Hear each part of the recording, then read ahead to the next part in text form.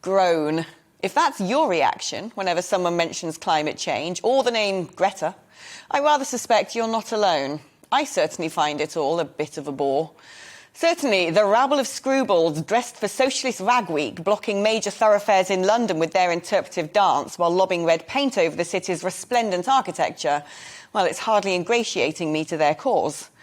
The government's climate spokesperson's advice to not rinse plates before putting them in the dishwasher in order to save the planet was met with equal disdain after half an hour of trying to scrub baked-on gubbins from my once sparkling wine glasses. My car has been sent back to the vehicle-friendly wilds of the West Country instead of trying to negotiate the litany of fines, fees and permits in London, only to find myself sitting in a 5-mile tailback staring at an empty cycle highway for the one eco-commuter that dared to leave Hackney. Meanwhile, I find myself drooling over long-haul holidays and bemoan the fact that the hybrid turbo engine now used in F1 just doesn't have the same spluttering growl. On the surface, I'm not really a Homo sapien well adapted for our green future. But do I care if the planet turns into a blazing inferno? Do I care that Gloucestershire will become part of some new Atlantis by 2050? That carcasses of elephants will be picked over by emaciated vultures when it stops raining in the Serengeti? That Australia is set to become one giant koala crematorium? Yes, very much so, actually. I'm sure, like you, given the choice, I really do want the planet tomorrow to be green, populated and pleasant. The big question facing all of us today is how?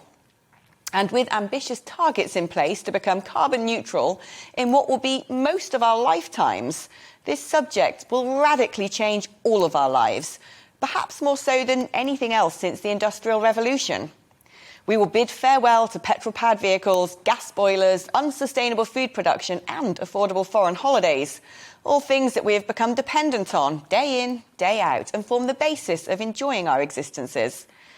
These policies also come at a massive cost.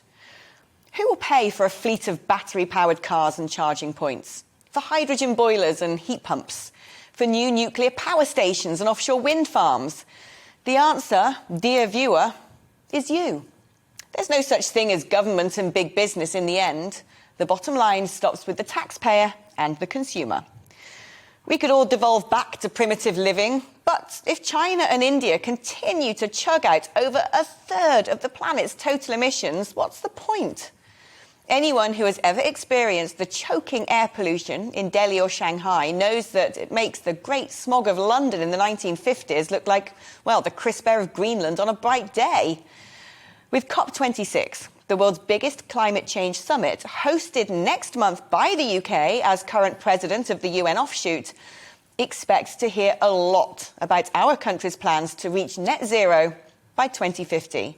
The first major economy to put that target into legislation. And it will affect us all, whether we are ready or not. So how much are you prepared to do to save the planet? We'll be looking at all the strategies and ideas being put forward to cut the carbon and ask, are you ready to do what's necessary? Today, we really need to talk about climate change.